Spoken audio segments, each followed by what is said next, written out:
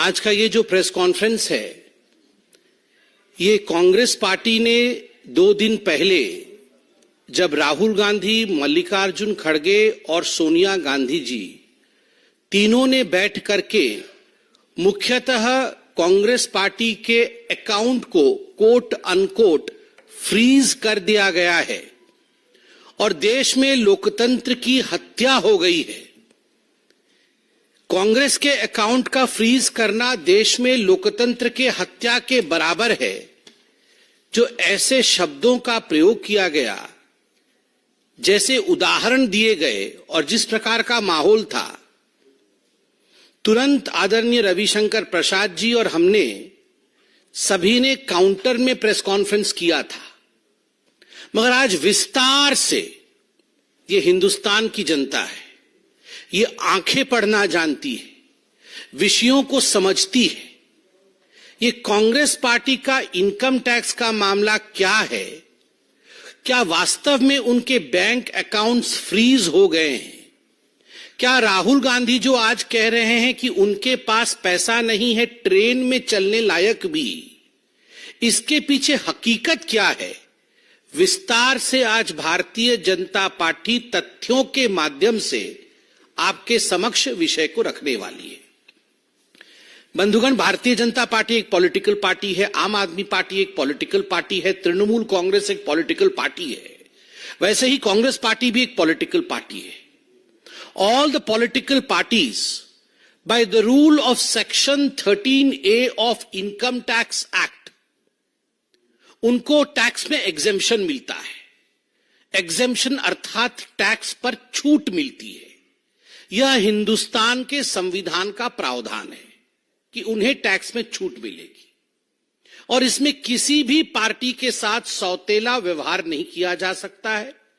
जो व्यवहार भारतीय जनता पार्टी के साथ होगी, वही व्यवहार कांग्रेस के साथ होगा, वही तृणमूल पार्टी के साथ होगा और दूसरे पॉलिटिकल पार्टीज के साथ भी, जो नेशनल पॉलिटिकल पार्टीज है, उनके साथ भी वही व्यवहार होगा।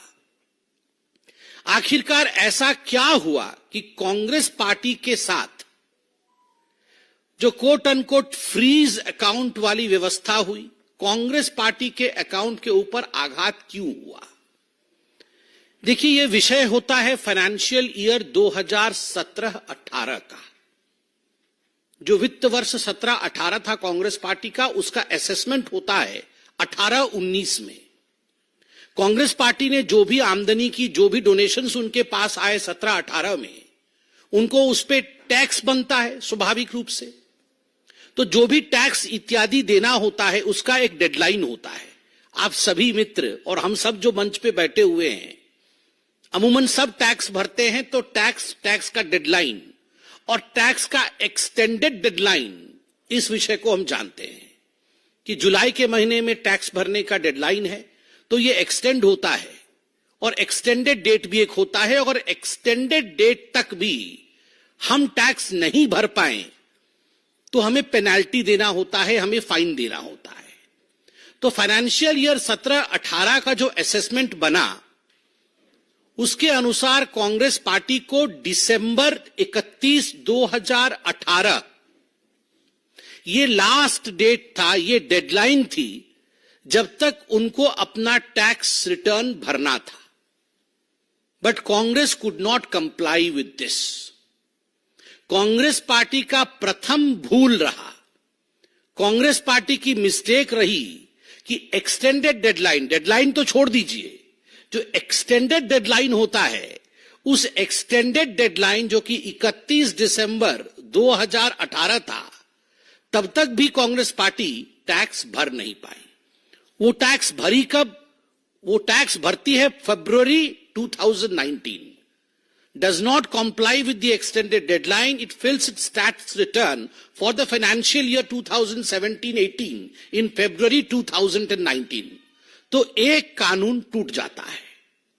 दूसरा एक प्रावधान है, एक रूल है, जो आप सब जानते हैं, पॉलिटिकल पार्टी के लिए बनाई गई है कि कोई भी पॉलिटिकल पार्टी अपने अकाउंट में 20,000 रुपए से अधिक कैश में डोनेशन नहीं ले सकता है। मगर कांग्रेस पार्टी का फाइनेंशियल ईयर 2017-18 का जब असेसमेंट 18-19 में हुआ तो उसमें पाया गया कि कांग्रेस पार्टी ने इस प्रावधान का भी उल्लंघन किया है. Congress party has not complied with this rule that no political party can receive donations beyond 20,000 rupees.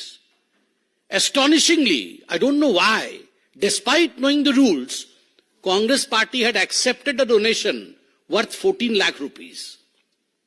Cash में फाइनेंशियल ईयर 17-18 में उन्होंने 14 लाख रुपए डोनेशन लिया है, बेनामी डोनेशन, जो कि रूल नंबर 2 टूटता है. तो 17-18 फाइनेंशियल ईयर में दो प्रावधान को कांग्रेस ने तोड़ दिया.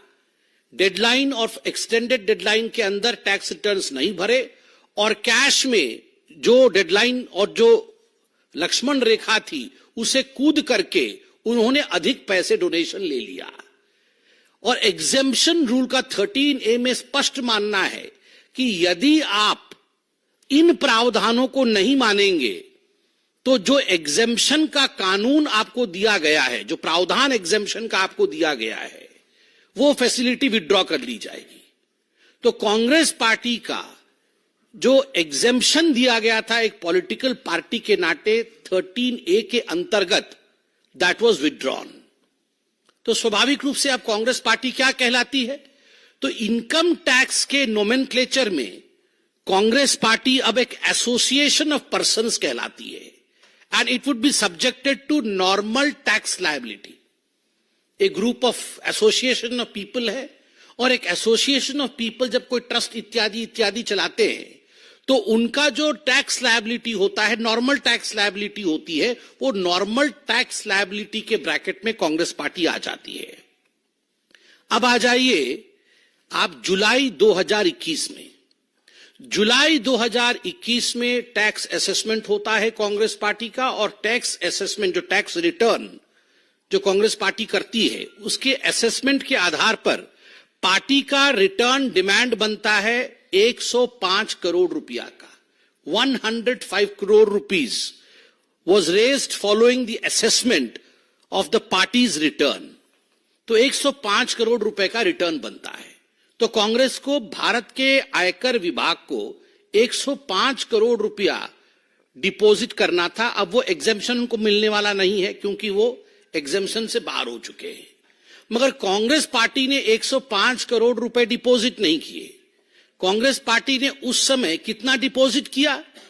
2.5 करोड़ रुपए. बनता था 105 करोड़ रुपए, डिपॉजिट किए 2.5 करोड़ रुपए. आप सोच के देखिए, उस समय रोना धोना नहीं मचाया, उस समय आके प्रेस कॉन्फ्रेंस नहीं किया कि हाय हाय 105 करोड़ क्यों हमसे मांग रहे हैं. दैट मीन्स दे एक्सेप्टेड कि ठीक है ये बनता है, हम 2.5 करोड़ दे सकते हैं, हमने 2.5 करोड़ दे दिया. अगर अन्याय हो रहा था आपके साथ, आप ये मानते तो आप 2.5 करोड़ भी नहीं देते, आप कोर्ट चले जाते. मगर आपने केवल 2.5 करोड़ दिया. कानून क्या कहती है? जो आयकर कानून है, इनकम टैक्स एक्ट है, वो कहती है जो रकम बकाया है यदि आप उसका 20% रकम भी भर देंगे तो आप केस से एग्जेम्प्ट हो जाएंगे. The case would be kept in abeyance. Exempt नहीं होंगे, अबेयंस में रखा जाएगा. आप अपने अकाउंट में काम करते रहिए, वो अलग से केस चलता रहेगा. It would be kept in abeyance. अगर 20% भरते हैं, 105 करोड़ का 20% लगभग 21 करोड़ रुपए बनता है. अगर 21 करोड़ रुपए कांग्रेस पार्टी भर देती तो ये पूरा मामला जो आप आज सुन रहे हैं, देख रहे हैं, जिस पे प्रेस कॉन्फ्रेंस हो रही है, तो ये कुछ होता नहीं. क्योंकि ये कानून है, केस को अबेयंस में रखा जाता, ये चलता रहता. मगर कांग्रेस ने जिद किया हम केवल 2.5 करोड़ देंगे और 2.5 करोड़ दिया, वो केस चलता रहा. तो जब आप इनकम टैक्स रिटर्न के अमाउंट को भरते नहीं है तो उस पर आपको इंटरेस्ट भी देना होता है. 105 करोड़ पे इंटरेस्ट पे इंटरेस्ट, इंटरेस्ट पे इंटरेस्ट जम करके अब वो 135 करोड़ का रकम बन चुका है. और याद रखिए, जब तक ये पूरा रकम नहीं भरा जाएगा, this will keep on rising, the interest will keep on rising. तो ये 135 करोड़ कल बढ़ के 140 करोड़ भी हो जाएगा यदि समय पे इसकी भरपाई नहीं होती है. तो कांग्रेस ने देखा अच्छा ये तो पैसा बढ़ता जा रहा है क्योंकि दे वर द डिफॉल्टर्स। तब वो जगे और वो पहले गए कमिश्नर अपील्स के पास। जब कमिश्नर अपील्स के पास गए तो कमिश्नर अपील ने उनके अपील को खारिज कर दी। क्या अपील थी कांग्रेस पार्टी की? कांग्रेस पार्टी की अपील थी कि ये जो नोटिस इशू कर रहे हैं रिकवरी के लिए, इसको स्टे करा दिया जाए, हम ये पैसे नहीं देंगे, इस पे स्टे किया जाए। तो कमिश्नर अपील्स ने कहा नथिंग डूइंग, ये स्टे नहीं होने वाला है। उसके ऊपर की अथॉरिटी कौन थी? उसके ऊपर की अथॉरिटी थी इनकम टैक्स अपीलिएट ट्राइब्यूनल। तो ट्राइब्यूनल के पास कांग्रेस पार्टी जाती है और कहती है मिलॉर्ड, ये हमारे साथ ज्यादती हो रही है, किसी भी प्रकार से आप इस नोटिस को विड्रॉ करवाइए और इस पर स्टे लगवाइए। तो इनकम टैक्स अपीलिएट ट्राइब्यूनल कहता है काहे को ज्यादती हो रही है, ये तो देश का कानून है। अगर मैं भी जो ट्राइब्यूनल का अथॉरिटी हूं, अगर हम भी डिफॉल्टर होंगे तो स्वाभाविक रूप से देश के जो आयकर के कानून होंगे वो हम पर भी लगेंगे। तो ट्राइब्यूनल ने भी कांग्रेस की जो डिमांड थी, जो प्रेयर था कांग्रेस को, it was set aside by the tribunal appellate tribunal authority. उन्होंने भी उसको सेट असाइड कर दिया। तो आनंद फानंद में कांग्रेस पार्टी के बड़े बड़े वकील तुरंत पहुंचते हैं दिल्ली हाईकोर्ट, और दिल्ली हाईकोर्ट में जाकर उन्होंने कहा कि ये जो इनकम टैक्स अपीलिएट ट्राइब्यूनल है, इन्होंने गलत जजमेंट दिया है। आप ये इनकम टैक्स अपीलिएट अथॉरिटी के जजमेंट को खारिज करिए, नोटिस को स्टे करिए। दिल्ली हाईकोर्ट ने पूरा विषय सुना, एडवर्स रिमार्क दिया। कांग्रेस पार्टी के विरोध में, उनके इस प्रेयर के विरोध में एडवर्स रिमार्क देते हुए कहा कि we are not going to stay the order of the income tax appellate tribunal. Tribunal ने जो कहा है बिल्कुल सही कहा है, हम उसके ऑर्डर को रोकने वाले नहीं है। Neither are we going to stay the proceedings of serving of notice of recovery to you.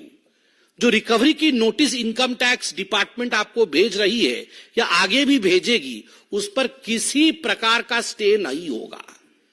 जब यह बात तय हो गया कि ना तो हम ऑर्डर ट्राइब्यूनल का रोकेंगे और ना ही नोटिस सर्व होने से रोकेंगे, तो नोटिस सर्व होता है। फरवरी 2000, अभी 13 फरवरी 2024, कुछ महीनों पहले नोटिस सर्व होता है और यह कुछ बैंक अकाउंट जो कांग्रेस पार्टी के हैं, उन बैंक अकाउंट्स को अटैच किया जाता है। यह एक रूटीन और नॉर्मल प्रोसीजर है।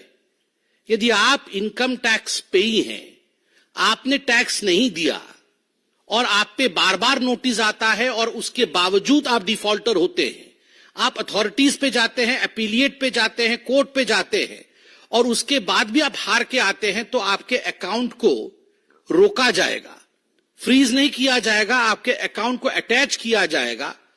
उस पर चर्चा होगी कि इससे रिकवरी कैसी करनी है। और यहां बताना आवश्यक है, जो पब्लिक डोमेन में है, कि लगभग 3 या 4 बैंक अकाउंट कांग्रेस पार्टी के ऐसे थे जिनके ऊपर इनकम टैक्स ने नजर डाला, जिनको अटैच करने की एक रूटीन कार्यवाही की। कांग्रेस पार्टी के बहुत सारे अकाउंट्स हैं, केवल ये 3-4 अकाउंट्स नहीं है, मल्टीपल अकाउंट्स है जो फंक्शनल है। और आश्चर्य का विषय है, मैं आज देख के बड़ा हैरान हुआ, बहुत बड़े बड़े अखबारों में छपा हुआ है, Congress party has multiple PAN numbers also. जो PAN number permanent account number होता है, ये मल्टीपल पैन नंबर है कांग्रेस पार्टी के पास, जो कि खुद कांग्रेस पार्टी के संविधान के विरोध में है।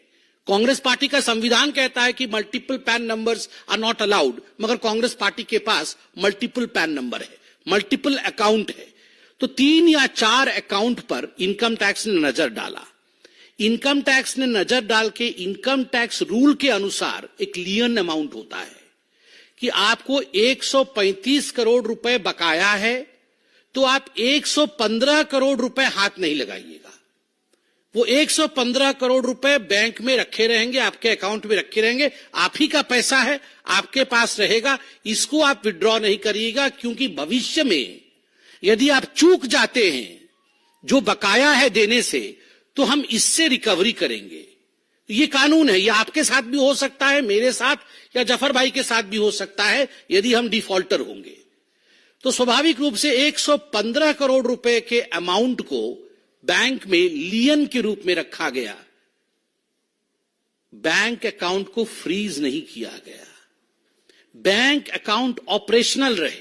आप उसमें जमा करना चाहते हैं, जमा करिए, आप उससे विड्रॉ करना चाहते हैं, विड्रॉ करिए, मगर 115 करोड़ जस का तस रहना चाहिए। उसके बाद जितने करोड़ हैं वो आप विड्रॉ करिए, जमा करिए। चेक आती है डोनेशन में, आप उसे जमा करिए, आप उसे विड्रॉ करिए, किसी ने मना नहीं किया है। किंतु 115 करोड़ रुपए क्योंकि आप डिफॉल्टर है, और ये देश का एक स्टैंडर्ड प्रोसीजर है टैक्सेशन मैटर्स में, this is the standard procedure in the taxation matters of this country according to the IT act. तो स्वाभाविक रूप से ये जो सेंस ऑफ एंटाइटलमेंट है कांग्रेस पार्टी की, ये क्यों है? आज भी मैं अखबारों में देख रहा था कि कांग्रेस पार्टी के पास जो अमाउंट है वो 1000 करोड़ रुपए का अमाउंट उनके अकाउंट में है, 1000 करोड़ रुपए का अमाउंट। और 1000 करोड़ रुपए के अमाउंट के साथ साथ लगभग 500 करोड़ रुपए का फिक्स्ड एसेट है। और ये राहुल गांधी कुछ बोल रहे थे ट्रेन में जाने का पैसा नहीं है, ट्रेन में जाने का पैसा नहीं है। हर दिन तो मैं चार्टर्ड फ्लाइट में देख रहा हूं और बोल रहे ट्रेन में जाने का पैसा नहीं है। कोल स्कैम 1,80,000 करोड़ रुपया, याद है ना? भूल गए हैं, बहुत दिन से एक कोल स्कैम के ऊपर प्रेस कॉन्फ्रेंस नहीं हुआ था। 1.8 lakh crore worth coal scam. 2G spectrum 1.76 lakh crore 2G spectrum. Chopper scam 3600 crore worth chopper scam. CWG scam 70,000 crore 70,000 crore worth chopper scam. National Herald scam 5,000 crore worth National Herald scam.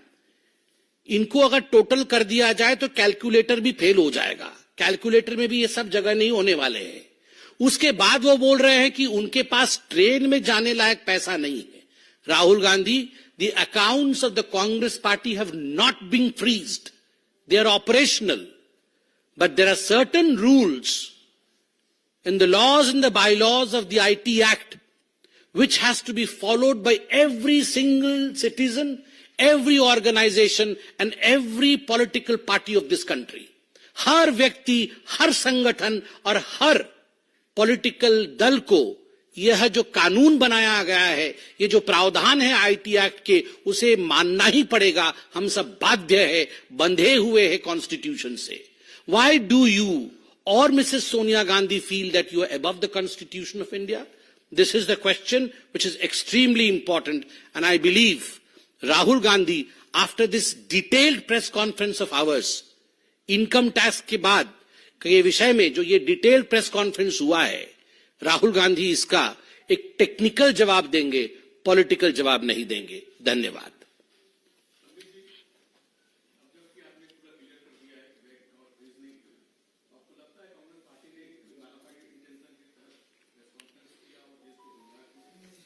देखिए, जहां तक कांग्रेस पार्टी का सवाल है, जहां तक कांग्रेस पार्टी के मल्लिकार्जुन खड़गे, सोनिया गांधी जी और राहुल जी तीनों ने मिलकर परसों प्रेस कॉन्फ्रेंस किया, मैं उसे प्रेस कॉन्फ्रेंस नहीं कहूंगा।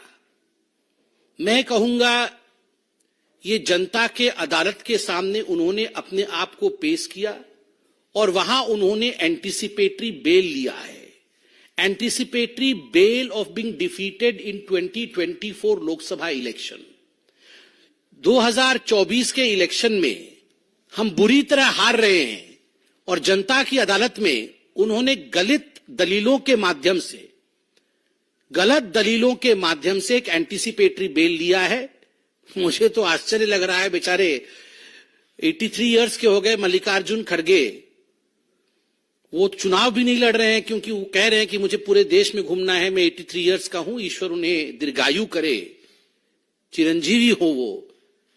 दोनों तरफ, एक तरफ सोनिया जी, एक तरफ राहुल जी। मैंने निगाहें पढ़ ली है, मैंने निगाहें पढ़ी, ढूंढ लिया है अभी से ये किसके माथे पे ठीकरा फोड़ना है। राहुल जी भी वैसे ही देख रहे थे और सोनिया जी भी वैसे ही देख रही थी, ठीकरा तो यही फुटना है आके। अब ये मल्लिकार्जुन खड़गे जी को अपने आप को भी बचाना है, उनके सर के ऊपर ठीकरा फोड़ने जा रहा है।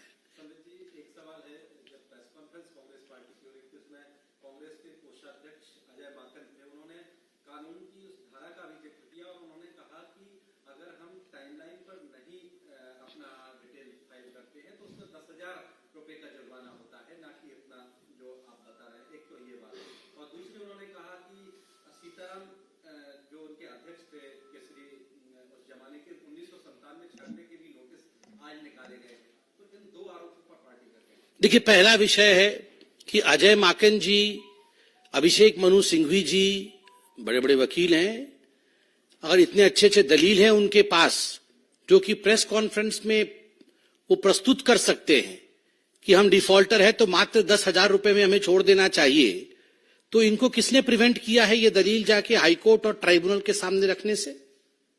अरे अजय माकन जी को भेजना चाहिए था ना, मल्लिकार्जुन खड़गे जी को, कि अजय जी आप जल्दी जाओ ट्राइब्यूनल के सामने प्रस्तुत हो, जल्दी जाकर दिल्ली हाईकोर्ट में ये सब बातें बताओ जो प्रेस कॉन्फ्रेंस में बता रहे हो कि इन प्रावधानों के अंतर्गत ऐसा होता है।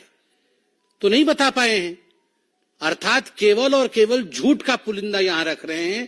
कोर्ट में दूध का दूध और पानी का पानी हो रहा है, सच्चाई कोर्ट में है और यहां सब बोल बच्चन है। मर्डर कभी भी हुआ हो, जब गुनहगार पकड़ा जाता है तभी से काउंटिंग शुरू होती है।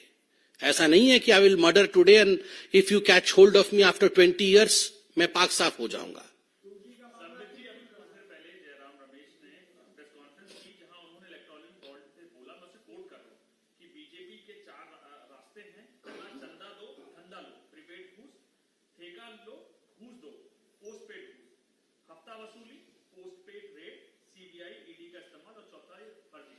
देखिए, बॉन्ड के विषय में हमने प्रेस कॉन्फ्रेंस कर लिया है और उस दिन भी मैंने कहा था और आज भी मैं कह रहा हूं, जहां तक कांग्रेस पार्टी और गांधी परिवार का सवाल है, उनका जो बॉन्ड होना चाहिए जनता के साथ वो बॉन्ड नहीं है।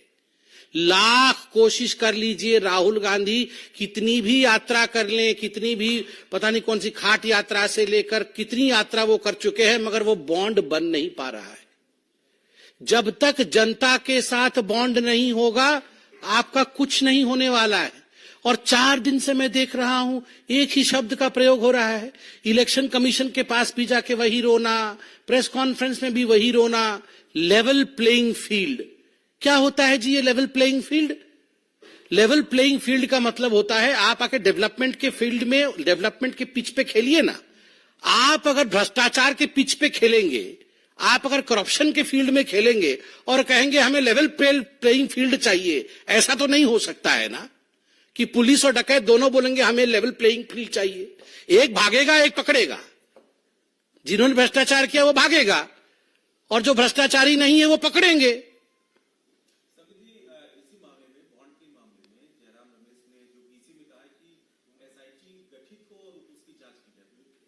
देखिए, उनका कर्तव्य है, वो सब कहते रहेंगे और क्या कहेंगे आप बताइए। ये जयराम रमेश जी हो चाहे कांग्रेस पार्टी हो, ये सब जानते हैं कि आज उनकी हालत क्या है। अब तो बैठ के, अब सब पार्टी के लोग भी उनके छोड़ रहे हैं एक एक करके। अब बैठ के तो वहां पर मोदी जी और बीजेपी के विषय में अच्छा अच्छा बोल नहीं सकते। मन में तो जरूर बोल रहे होंगे कि हम तो जा ही रहे हैं, मन में बोल रहे हैं, अब मुंह से तो बोल नहीं सकते हैं, तो यही सब बोलेंगे झूठी बातें।